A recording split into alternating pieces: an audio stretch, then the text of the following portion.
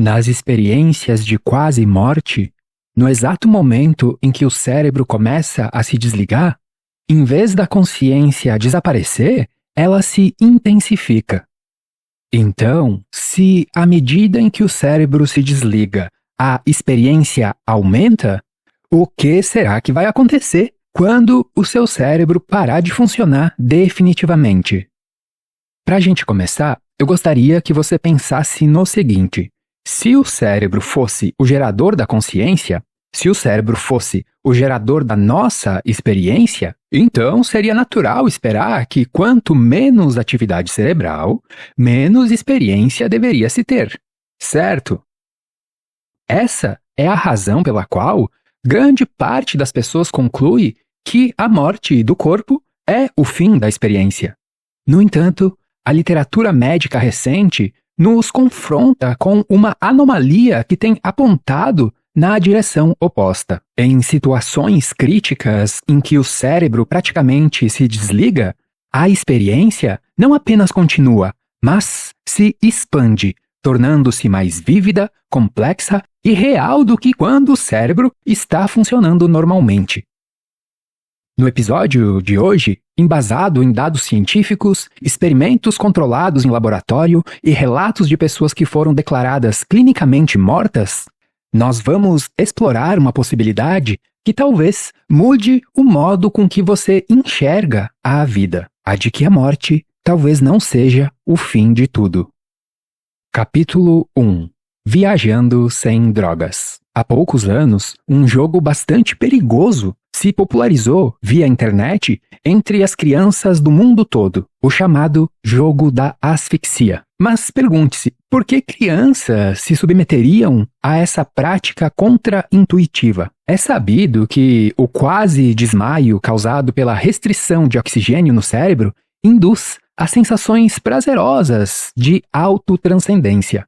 Ou seja, as crianças se submetiam a esse comportamento perigoso não apenas pela estranha diversão de desmaiar em frente aos seus amigos, mas porque naquele limiar entre a vida e a morte, elas experimentavam estados libertadores que a vigília comum, com todo o seu oxigênio e atividade cerebral, não consegue oferecer. Esta é a mesma razão que motiva a chamada asfixia sexual, ou seja, originalmente, este não é um ato de dominação, mas a busca por um estado alterado de consciência. E olha que interessante, algo parecido também acontece com alguns pilotos de caça. Quando submetidos à força G extrema, o sangue é drenado de suas cabeças. O cérebro literalmente esvazia os recursos vitais.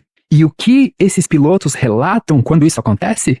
Relatam sonhos memoráveis, experiências fora do corpo, sensações de libertação e autotranscendência. Mais uma vez aqui, o cérebro está morrendo, mas a experiência se intensifica. Outro exemplo são os famosos ataques de pânico. Devido à hiperventilação, durante o ataque de pânico, as pessoas frequentemente relatam sintomas de estados alterados de consciência, especificadamente a desrealização, que é a sensação de que o mundo ao redor é irreal, onírico ou artificial, e a despersonalização, que é a sensação de estar separado do próprio corpo, como se fosse um observador externo. Quando alguém entra em pânico, essa pessoa tende a hiperventilar. A intuição nos diz que respirar mais rápido vai trazer mais oxigênio para o cérebro. Mas aqui a fisiologia nos prega uma peça. A hiperventilação expele dióxido de carbono rápido demais, toda vez que a gente expira. E veja, o dióxido de carbono é o sinal químico que diz aos vasos sanguíneos para eles se dilatarem. E de tal maneira, na falta de dióxido de carbono suficiente, os vasos sanguíneos do cérebro se contraem. E isso faz com que o cérebro diminua a sua atividade. Ao contrário do pânico, algumas práticas de meditação profunda usam a hiperventilação como técnica a fim de alcançar efeitos transcendentais semelhantes. Yogas experientes relatam atingir estados de transe bastante similares aos estados psicodélicos. No artigo intitulado Viajando Sem Drogas, o poder da hiperventilação, o autor expõe alguns relatos de pessoas que são surpreendidas por esses estados de consciência expandida em acidentes, ou que depois, inclusive, usam isso como uma prática de entretenimento, uma prática recreativa. Há um relato anedótico bastante representativo, que dessa vez é uma brincadeira perigosa e estranha entre adultos. A anedota diz o seguinte, abro aspas. Nós estávamos em 4 amigos. Um de nós se encostou numa árvore. Respirou bem fundo, depois respirou mais fundo ainda, até conseguir tirar todo o oxigênio que podia dos seus pulmões. Enquanto isso, outro de nossos amigos pressionava com força a caixa torácica dele. E isso fez com que o sujeito desmaiasse imediatamente. Quando chegou a minha vez, eu não achei que fosse funcionar. Mas de repente, eu me vi num prado que brilhava em tons, cujo fascínio me fez compreender tudo. Tudo era extremamente belo, mas também divertido. Meus amigos disseram que eu acordei logo em seguida, mas para mim, aquela experiência pareceu durar uma eternidade. Devo confessar que, por vezes, receei nunca mais conseguir voltar. Mas a verdade é que nunca tinha sentido tamanha felicidade. Capítulo 2. Experiências de quase morte. Até aqui, nós vimos alguns exemplos de diminuição da atividade cerebral devido à escassez de oxigênio. Mas há casos mais graves, as chamadas experiências de quase morte, que doravante me referirei pela sigla EQM, experiências de quase morte, que são os principais exemplos de intensificação da experiência associada à redução drástica da função cerebral. Em 2012, uma EQM que foi amplamente divulgada ocorreu enquanto uma paciente que estava sob supervisão médica em um hospital teve uma severa parada cardíaca. Depois de várias tentativas de reanimação, os médicos estavam prestes a decretar o fatídico horário de óbito. Mas, então, a paciente acordou e, alguns minutos depois, ela relatou o seguinte, abro aspas, enquanto eu morria, eu não me senti diminuída ou menor de forma alguma. Pelo contrário, eu nunca fui tão enorme, eu nunca fui tão poderosa, tão abrangente. Eu me senti maior e mais intensa que o meu corpo físico. Enquanto eu morria, eu me senti parte do todo. Fecha aspas. Todos esses exemplos que nós vimos até aqui parecem indicar o início da quebra de um engano cultural da nossa época, o de que a experiência surge do cérebro. Tal como esses exemplos sugerem, o cérebro estaria mais para um redutor da experiência. Tal como relatou a paciente anterior, a morte talvez não seja o fim da experiência, mas a expansão dela. Então talvez a morte seja o fim da dissociação que cria a ilusão da individualidade. Talvez a morte seja o retorno da mente individual a uma mente geral. Vejamos outro exemplo, o qual agora não se trata de uma parada cardíaca, mas de um dano direto no cérebro. O Gil Taylor, após um AVC que danificou o seu hemisfério cerebral esquerdo, relatou em tons poéticos o seguinte: minha percepção dos meus limites físicos não se restringia mais ao ponto onde minha pele encontrava o ar. Eu me sentia como um gênio libertado da lâmpada. A energia do meu espírito parecia fluir como uma grande baleia deslizando por um mar de silenciosa euforia.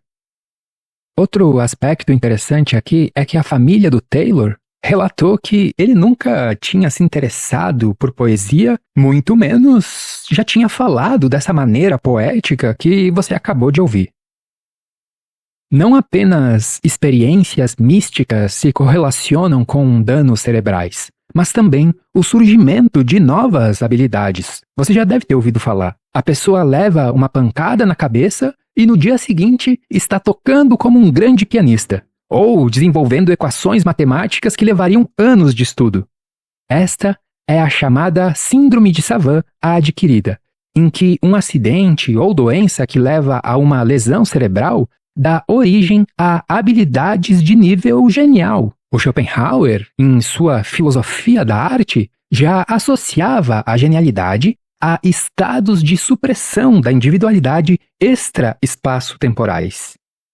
Há outro caso famoso de EQM em que o paciente viu e ouviu coisas, mas desta vez no mundo físico, porém enquanto estava clinicamente morto. Coisas essas que foram posteriormente verificadas e confirmadas. O Penn-Reynolds foi submetido a uma chamada cirurgia de standstill hipotérmico. Isso para tentar curar um aneurisma cerebral. Olha que interessante. Standstill é o nome da cirurgia em que se induz o paciente a uma morte clinicamente controlada.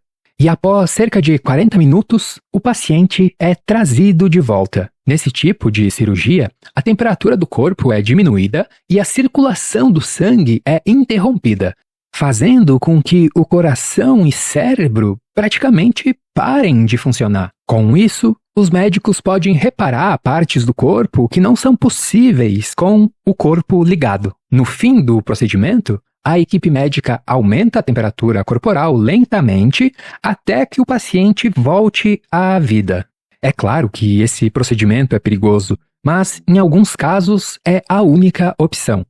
O importante aqui é que o Penn-Reynolds teve o seu corpo resfriado a menos de 15 graus. O coração então parou, o sangue foi drenado da sua cabeça e ele ficou praticamente morto. Além disso, os seus olhos estavam fechados com fita adesiva, isso para evitar qualquer tipo de reflexo sensorial, e os seus ouvidos bloqueados com fones, emitindo cliques com volume muito alto para testar o tronco cerebral.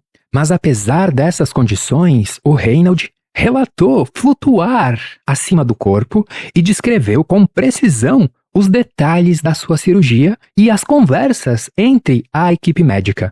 Os fisicalistas tentaram explicar isso como uma espécie de consciência anestésica. Mas esse argumento foi desmantelado. Afinal, havia uma impossibilidade física de audição, já que o paciente estava com fones de ouvido emitindo sons a nada menos que 100 decibéis, além da falta de condução óssea devido ao crânio estar aberto e, definitivamente, o fato de que o córtex auditivo estava inativo. Segundo o filósofo Bernardo Kastrup, o Reynolds não estava ouvindo com os ouvidos. Ele estava experimentando a realidade mental diretamente, sem a mediação dos órgãos sensoriais. Uma percepção extrasensorial possibilitada pela suspensão da dissociação. E olha que interessante. A fim de tentar provar que as experiências de quase morte são não mais que ilusões, um estudo teve uma brilhante ideia: colocar tablets passando imagens aleatórias em prateleiras altas das salas de cirurgia, em prateleiras não visíveis da cama de operação, para testar se, como eles chamaram, as almas flutuantes poderiam ver essas imagens. E o que aconteceu? Nenhum paciente relatou ver as imagens. Os materialistas usam isso para desacreditar as EQMs. Mas os idealistas oferecem uma resposta sofisticada, que a gente já viu aqui no canal, a chamada hipótese da renderização. No idealismo, o mundo físico que vemos não é o mundo em si, mas uma representação do nosso painel perceptivo criada pela interação da mente individual com o ambiente. De tal maneira, para que algo físico possa existir, ou seja, para que algo seja renderizado, ele precisa ser observado. Os médicos e enfermeiros na sala de cirurgia ficam observando o corpo do paciente, as ferramentas e uns aos outros. O tablet lá na prateleira alta não é possível ser visto por ninguém, ou seja, ele não faz parte da experiência consciente de nenhuma mente individual na sala. Portanto, segundo o Kastrup, os tablets existiriam apenas como uma potencialidade na mente geral, não como uma imagem renderizada. Isso explicaria por que pacientes de EQM fantasticamente relatam, inclusive, saber os pensamentos dos médicos durante a cirurgia, mas têm dificuldade em ler números aleatórios escondidos, charadas que visam de forma ineficaz desmascarar o que para os fisicalistas não passaria de uma ilusão. E olha, se esses relatos até aqui não foram o suficiente para nos convencer, a gente ainda pode falar sobre os cegos de nascença que tiveram EQMs. Em um famoso estudo do Dr. Kenneth Rink, pessoas que nasceram cegas e que, portanto, não possuem córtex visual funcional, nem, por isso mesmo, memórias de imagens, mesmo assim, relatam visões perfeitas durante as suas experiências de quase-morte. Esses pacientes cegos descrevem cores, perspectivas e detalhes visuais do ambiente hospitalar que jamais poderiam ter visto, muito menos saber como que é, uma vez que nunca enxergaram na vida. A pergunta que eu deixo aqui é a seguinte: se as EQMs fossem apenas uma alucinação produzida pelo cérebro, de onde o cérebro de um cego de nascença tiraria imagens tão precisas do ambiente que estava na hora da quase-morte? Poderíamos especular, não seria isso, quem sabe, uma pequena expansão momentânea da consciência individual na mesma proporção em que o cérebro quase morre? Ou seja, como foi uma experiência de quase morte, é natural esperar não uma extensão completa da consciência, mas uma quase extensão, cuja amplificação consegue se expandir até os arredores do ambiente onde se localiza o respectivo corpo físico. Especulações à parte, eu já ia me esquecendo de contar. Eu mesmo já tive uma experiência de quase morte. Quando criança, teve uma vez que eu quase me afoguei. Em algum momento, quando provavelmente o oxigênio do meu corpo ficou escasso, ocorreu uma revisão panorâmica da minha vida. É como se eu tivesse vivenciado tudo o que eu já tinha vivido até então em um único instante. O pânico do afogamento se transfigurou em uma sensação de paz absoluta. Então, o que eu posso afirmar por experiência própria é que, quando o cérebro diminui a atividade em uma EQM, é verdade aquilo que dizem. Na hora da morte, a vida passa frente aos seus olhos. Mas com um detalhe crucial: eu não apenas assisti às minhas memórias como se fosse simplesmente um filme passando numa tela. Eu vivenciei a cena novamente. E, além disso, sentindo o que seriam as sensações das outras pessoas que também estavam naquelas lembranças. Como eu era criança, a maioria das lembranças até então eram com os meus pais. E como essa minha experiência de afogamento foi bastante marcante, eu ainda consigo lembrar da sensação que a minha mãe tinha ao me segurar no colo quando bebê. Eu sei que parece loucura, mas eu só estou tentando te contar uma dessas experiências estranhas que eu mesmo vivenciei. E isso talvez seja uma evidência prática pessoal que talvez as fronteiras entre o eu e o outro são apenas ilusões criadas pelo cérebro, uma vez que, quando ele começa a se desligar, nós voltaríamos a ser a mesma água do mesmo oceano. Capítulo 3. Lucidez terminal. Existe também outro fenômeno desconcertante para a medicina materialista, a chamada lucidez terminal. Imagine pacientes com Alzheimer avançado, cujos cérebros estão transformados em um mingau, biologicamente falando. Pessoas que passaram anos sem reconhecer os próprios filhos, incapazes de formar uma frase coerente, mas que, contudo, frequentemente, horas ou dias antes da morte, esses pacientes recuperam, meio que subitamente, a memória completa, a personalidade e, o mais importante, adquirem uma lucidez frequentemente maior do que a que tinham antes de adoecerem.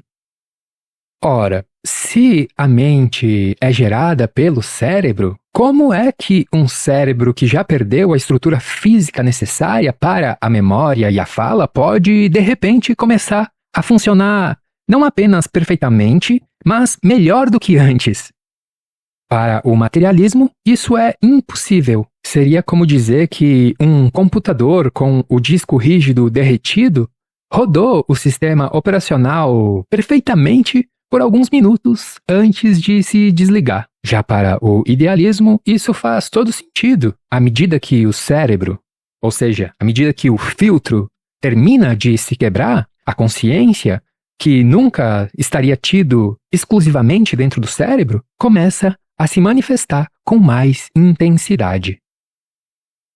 Capítulo 4. Psicografia. Falando em consciência amplificada, outro exemplo interessante é a chamada prática de psicografia. Os médiums relatam entrar em estados de transe onde são capazes de captar informações supostamente originadas de um polo além do material. Olha, eu devo confessar que eu nunca acreditei nessas coisas.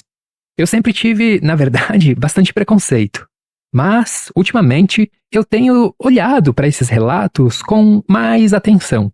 Pois, adivinha só, estudos de neuroimagem têm revelado que médiums experientes sofrem uma drástica redução na atividade cerebral quando comparado ao estado fora do transe. Então, será que, em relação a todas essas experiências de quase morte, seria apenas coincidência? Outro ponto interessante é que a psicografia é uma prática de escrita, certo? E escrever envolve a participação de áreas cerebrais específicas, como os lobos frontais e o hipocampo. E adivinha só quais áreas do cérebro mais perderam atividade durante o transe? Os lobos frontais e o hipocampo. Mas apesar disso, os textos escritos sob esse estado alterado normalmente são muito bem articulados e com uma complexidade narrativa não esperadas de alguém sofrendo de uma involuntária diminuição da atividade cerebral. Como relatou um jornalista, abro aspas, o baixo nível de atividade nos lobos frontais dos médiums deveria ter resultado em uma escrita desfocada e confusa. Mas, em vez disso, resultou em uma escrita mais complexa e desenvolvida que se obtém de pessoas em estado comum. Capítulo 5. Os psicodélicos. Até aqui, nós vimos relatos e estudos evidenciando que a limitação da função cerebral leva a um aumento da riqueza experiencial. Esses estudos e relatos nos servem de evidências empíricas para sustentar a possível plausibilidade de que a morte talvez não seja o fim de tudo, mas uma continuação expandida da consciência. Não o fim de tudo, mas apenas o fim das barreiras da individualidade. Aldous Huxley, em sua obra seminal As Portas da Percepção, já tinha sugerido que o cérebro, o sistema nervoso e os órgãos sensoriais funcionariam como filtros. A função deles seria nos proteger de sermos esmagados e confundidos por uma massa de conhecimento inútil e irrelevante à sobrevivência biológica. Isso sugere, olha que interessante, que é como se a evolução darwiniana tivesse selecionado os organismos que melhor filtram a mente geral para focar em predadores, comida e parceiros sexuais. Afinal, certamente uma percepção cósmica expandida é perigosa para a sobrevivência física. Portanto, para seres que evoluíram como nós, o cérebro evoluiu para ocultar a realidade, não para revelá-la. Seguindo essa ideia da função do cérebro como válvula redutora, uma das maiores validações empíricas para o idealismo talvez venha dos estudos realizados pelo Colégio Imperial de Londres com LSD e psilocibina, que é a substância psicoativa dos cogumelos mágicos. Contudo, quanto aos psicodélicos, a gente tem que, antes de falar sobre eles, corrigir um engano comum. Talvez você já tenha ouvido falar que os psicodélicos aumentam a atividade cerebral ao deixar o cérebro hiperconectado. Mas essa é uma das maiores confusões na divulgação científica atual. Uma confusão feita pelos jornalistas, que pegam os artigos científicos e generalizam algumas especificações. É necessário distinguir entre, por um lado, maior conectividade e, por outro, a atividade cerebral. Quer dizer, a maior conectividade cerebral não implica, não aumenta a atividade do cérebro. Pelo contrário, a maior conectividade do cérebro é um resultado da diminuição do metabolismo cerebral. Eu vou explicar melhor. Durante o efeito psicodélico, o cérebro realmente fica mais conectado, mais aceso, como provavelmente você viu nas famosas imagens de ressonância magnética amplamente divulgadas. Mas ele diminui drasticamente a atividade geral. Essa maior conectividade se dá entre regiões do cérebro que normalmente não conversam diretamente entre si. Ou seja, aquelas imagens coloridas que os jornalistas adoram não mostram mais atividade cerebral. Geralmente mostram o aumento da conversa cruzada. Veja, o que nós chamamos de realidade espaço-temporal muito provavelmente seja a atividade produzida pela chamada rede de modo padrão. E é a rede de modo padrão que desliga durante o efeito psicodélico. Em analogia, para você entender melhor, imagina uma empresa onde os departamentos não se falam diretamente entre si, mas, de repente, o chefe, ou seja, a rede de modo padrão, simplesmente desaparece. O que acontece? O pessoal da contabilidade começa a falar com o pessoal da limpeza, que fala com o pessoal do marketing e assim por diante. Uma vez que não há mais uma regra específica de funcionamento, os escritórios abrem as portas dos seus departamentos. Isso te permite entender que o que se ilumina na tela de ressonância magnética não é o cérebro trabalhando mais, é o cérebro perdendo a capacidade de limitar. É o filtro sendo reduzido e as portas sendo abertas. Áreas distantes do cérebro começam a se comunicar porque, digamos assim, o porteiro da realidade, ou seja, a rede de modo padrão, foi desligada. Contrariando o que o fisicalismo esperaria, menos cérebro implica em mais consciência. Quer dizer, se o cérebro fosse o gerador da consciência, para produzir uma experiência mais rica, mais vívida e mais complexa, ele precisaria trabalhar mais, gastar mais energia e ter mais disparos neurais. Mas o que vemos acontecer é justamente o oposto. O metabolismo cai. Isso nos coloca diante de uma contradição física, uma verdadeira anomalia termodinâmica. Pensa comigo, não existe nenhuma máquina no universo que produza mais resultado consumindo menos energia. Se a sua TV, por exemplo, brilha com mais intensidade, ela está necessariamente gastando mais eletricidade, nunca menos. Portanto, se o cérebro apresenta uma redução drástica de consumo energético durante essas experiências hiperreais, a única conclusão lógica talvez seja de que ele não é o produtor da consciência, mas estaria, na verdade, deixando de filtrá-la. E assim, na medida em que o cérebro se desliga, mais consciência pode entrar. E como você sabe, ou já ouviu falar pelo menos, as experiências psicodélicas são fantasticamente mais amplificadas do que a experiência comum.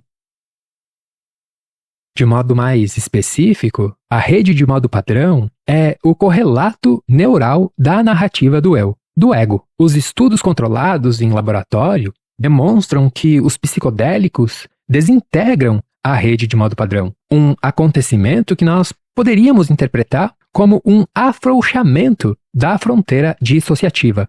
Ou, como diria o Carl Jung, a consciência do indivíduo se expande para incluir o que antes estava apenas sob domínio do inconsciente coletivo. Ou, como diria Schopenhauer, há uma supressão do principium individuationis. O Schopenhauer, como eu disse antes, tem uma extensa filosofia sobre a genialidade e sobre a arte, onde ele explica que o gênio e o artista seriam sujeitos que conseguem acessar estados de consciência extra-espaço-temporais. Nesse vídeo aqui, eu abordo uma curiosa relação entre as experiências psicodélicas do Aldous Huxley e o gênio em Schopenhauer. Salva aí para você ver depois. Capítulo 6. Psicodélicos. Um vislumbre da vida após a morte. Uma pergunta que você pode estar se fazendo é a seguinte: se a morte não é o fim da experiência, como seria então essa experiência pós-morte? Vejamos. Se a morte é o fim da dissociação e os psicodélicos são uma redução temporária dessa dissociação, então segue-se, logicamente, que a experiência psicodélica é uma simulação funcional da morte, não apenas uma alucinação, mas talvez um vislumbre do estado ontológico que nos aguarde quando o corpo perder a sua função. Antes da gente continuar, um alerta importante. Uma conclusão equivocada de tudo que foi dito aqui hoje seria pensar que abreviar a própria vida, se é que você me entende, seria uma atitude inteligente. Conforme conversamos nesse outro episódio aqui que está aparecendo no canto superior da sua tela, episódio este que até o momento foi o que mais bombou aqui no canal, a vida individual teria um propósito a ser cumprido. Eu não vou me alongar aqui sobre o que já foi dito lá. Apenas entenda que fugir da vida individual seria um ato de covardia, o descumprir do papel dos seus limites corporais, qual seja, permitir que o universo conheça a si mesmo através de você.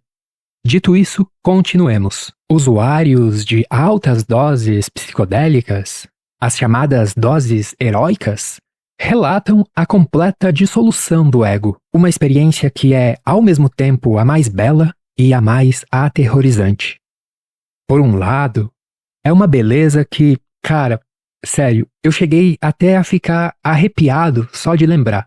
É uma beleza como se fosse poder ver a própria verdade pintada na sua frente. Eu não sou religioso nem nada, mas é uma beleza como se fosse você estar em um reino divino. Entretanto, para ser mais honesto e preciso, é uma beleza que simplesmente eu já desisti de tentar expressar em palavras.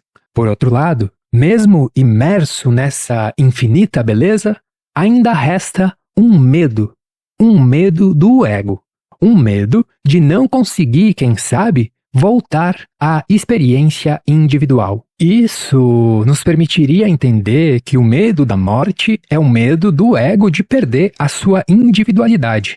E sim, isso é assustador, mas talvez a morte seja análoga ao despertar de um sonho vívido. Enquanto você sonha, o seu eu onírico acredita piamente naquela realidade, ignorando que existe um mundo muito mais vasto lá fora, o mundo do sonhador. Quando a gente acorda, pode até acontecer um breve lamento, uma desorientação inicial, ao deixar para trás aquela narrativa que a gente estava tão envolvido. Mas, logo em seguida, esse lamento dá lugar ao alívio de retornar à consciência desperta, deixando para trás o que percebemos ter sido apenas uma projeção limitada da mente. Outro aspecto interessante é que, durante o efeito psicodélico, há uma sensação não propriamente de revelação, não propriamente de descoberta, mas de recordação. Ou, como diriam os gregos, de reminiscência. Isso quer dizer que não é como se você descobrisse coisas novas, mas lembrasse do que tinha esquecido. Por outro lado, outro aspecto sombrio é que, ao baixar as barreiras dissociativas, é como se acessássemos a nossa vizinhança cognitiva na mente geral, arquétipos que residem além da fronteira do ego. E ali não tem apenas coisas boas, mas também memórias passadas, traumas reprimidos, ou, como disse o Aldous Huxley, é como oscilar entre o céu e o inferno. Tudo isso nos permite compreender que a preparação para a morte envolve confrontar, de maneira mais específica, o medo da aniquilação do eu, do ego.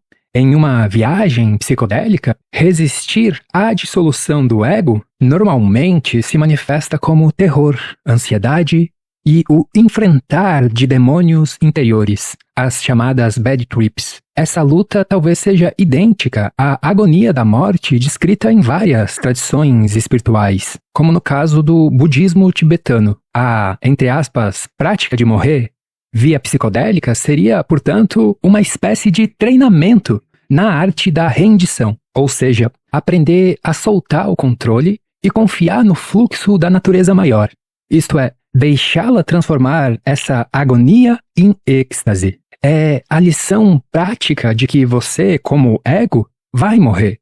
Sim, mas você, como consciência geral, é inextirpável. Como contraponto fisicalista, talvez se possa argumentar que as viagens psicodélicas não passariam de ilusões criadas pelo cérebro. Mas como a gente já viu, isso não faz sentido, pois essas, entre aspas, alucinações vêm acompanhadas de uma drástica redução da atividade cerebral. De maneira mais específica, o que provoca essa redução é a queda de metabolismo de glicose no cérebro, ou seja, é a queda daquilo que produz energia. E conforme também já vimos, não existe nenhuma máquina no mundo que produza mais conforme consome menos energia. Isso nos leva à conclusão lógica inevitável de que, se quanto menos atividade cerebral, mais experiência se tem, então o cessar total da atividade cerebral teria de implicar no máximo de experiência possível, ou seja, o fim da válvula redutora. Contra essa perspectiva fisicalista de que as viagens psicodélicas não passariam de ilusões criadas pelo cérebro, há um sutil contra-argumento. Olha que interessante. Se, por um momento, a gente considerar que a hipótese fisicalista seja realmente a certa, quer dizer, se a gente considerar que o cérebro é o gerador da experiência, a pergunta que deveríamos nos fazer é a seguinte: por que a experiência comum seria menos alucinatória do que a experiência psicodélica? Além do mais, as experiências psicodélicas parecem muito mais reais que a experiência da vida cotidiana. Então, por que deveríamos confiar na sensação da realidade da vida cotidiana se a sensação da realidade psicodélica é muito mais forte? O fato é que, se o cérebro fosse o gerador dessa, entre aspas, alucinação que chamamos realidade, quando a atividade desse gerador diminui, a alucinação deveria ficar mais fraca, não mais forte. Em outras palavras, pensa comigo. Se a gente aceitar a premissa da neurociência moderna de que tudo o que nós experimentamos é uma construção exclusiva do cérebro, então a nossa vida cotidiana já é, por definição, uma alucinação também. E é aqui que entra a questão que deveria tirar o sono dos céticos. Se é o cérebro que produz a experiência, por que diabos a experiência psicodélica seria mais alucinatória do que a experiência comum? Se o cérebro é a máquina de criar ilusões, e durante a trip essa máquina começa a perder a força, funcionando menos, a ilusão devia diminuir, certo? Mas como a gente viu, é o contrário o que acontece. Aqui você deve ter um cuidado para não confundir percepção com experiência. Até onde a gente pode afirmar com alguma certeza, o cérebro produz uma imagem espaço-temporal que nós chamamos percepção, que nós chamamos realidade espaço-temporal. Mas todas essas descobertas recentes e toda essa investigação que nós fazemos aqui no canal tem indicado que talvez o cérebro não seja o produtor da capacidade de experimentar. Ou seja, talvez o cérebro apenas gere o filtro que nós chamamos percepção, mas não seja ele que gere a capacidade de experimentar essa percepção. Entende que são coisas diferentes e que uma tem de ser mais fundamental que a outra? O ponto aqui é entender que a capacidade de experimentar, vulgo a consciência, seria anterior. mais fundamental. A função do cérebro, como válvula redutora nos seres animais para fins de sobrevivência, seria apenas filtrar a realidade mais vasta em uma experiência organizada e utilitária, o que nós chamamos de percepção. Ou seja, a nossa percepção seria uma tradução econômica da realidade mais vasta. Em analogia ao cérebro, pensa em uma lâmpada. A energia que ilumina a sua casa não é gerada pela lâmpada. A lâmpada é apenas um mecanismo que localiza e modula um fluxo energético que já existia. A lâmpada apenas utiliza a energia para um fim específico, que seria análogo ao fim utilitário da percepção. Mas lembre que se a lâmpada quebrar, a energia não é destruída. O fisicalismo, contudo, insiste que a energia é um subproduto da lâmpada, ao que o idealista poderia muito bem retrucar. A própria estrutura da lâmpada é, em última análise, constituída de energia. Então, como poderia o objeto criar a substância fundamental da sua própria existência? Quer dizer, o mesmo impasse vale para o cérebro. Como poderia ser ele o gerador da experiência, se tudo o que nós sabemos, em última análise, sobre o cérebro é que ele é constituído de experiência? Enfim, voltando ao tema, os psicodélicos são um vislumbre da vida após a morte. Se o medo da morte é o medo da dissolução do ego, então a indução voluntária dessa dissolução, ainda em vida, o morrer antes de morrer via psicodélicos, atua como uma espécie de vacina. Ao se submeter à morte do ego em uma sessão psicodélica, o indivíduo experimenta diretamente a consciência contínua sem a narrativa do eu. Essa perspectiva transforma a morte de um abismo desconhecido em uma espécie de volta para casa. Ou, como diriam os budistas, o indivíduo percebe que nunca foi a efêmera onda, mas a própria água do mar. Considerações finais. Antes de encerrar, um alerta. Eu não estou sugerindo o uso indiscriminado dessas substâncias.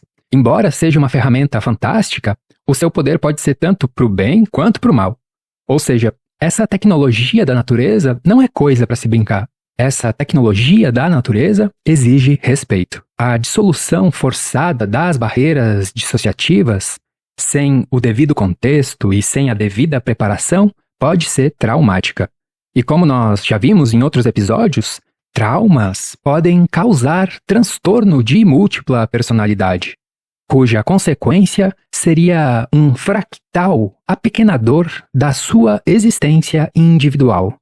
Portanto, a mensagem que fica é a seguinte: a realidade é vasta e a morte parece ser apenas o abrir das cortinas. Mas não tenha pressa.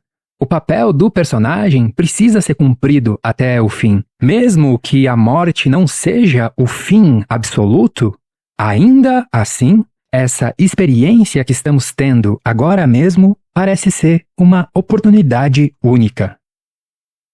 Então, aqui ainda vale o antigo dito estoico: aquele que mantém a finitude frente aos olhos evita o despropositado.